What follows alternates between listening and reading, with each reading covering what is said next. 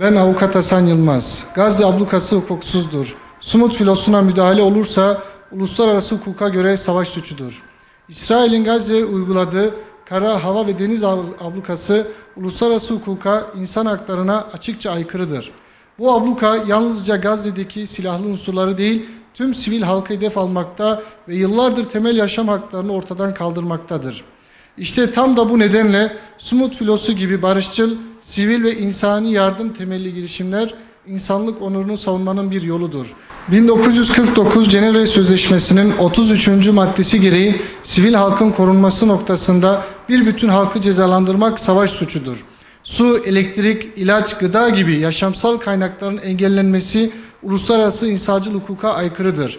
Birleşmiş Milletler Şartı'nın 1. ve 2. maddeleri barışın, uluslararası eşitliğin ve sivillerin korunmasının esas olduğunu belirtir.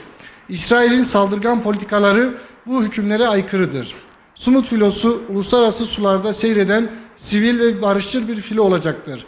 Uluslararası deniz hukukuna göre açık denizlerde barışçıl sivil gemilere müdahale yasa dışıdır. Gemilere yapılacak herhangi bir müdahale deniz korsanlığı hatta devlet terörü kapsamında değerlendirilebilir.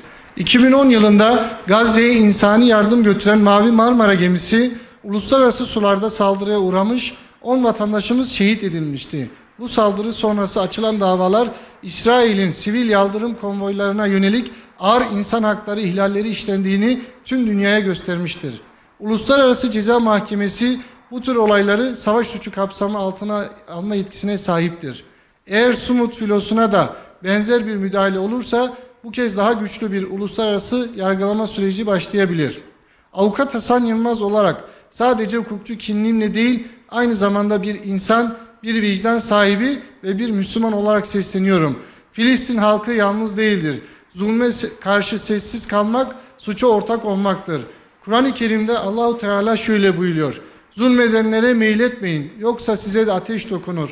Mazlumun duası zalimin silahından daha güçlüdür. Ve biz bu zalimliğe karşı hem hukuki hem ahlaki sorumluluğumuzu yerine getirmeye devam edeceğiz. Sumut filosuna yönelik olası bir müdahale sadece bir gemiye değil, tüm insanlık vicdanına yapılmış bir saldırı olacaktır. Halkımızı Filistin halkının uğradığı hukuksuzluklara karşı bilinçlenmeye davet ediyorum.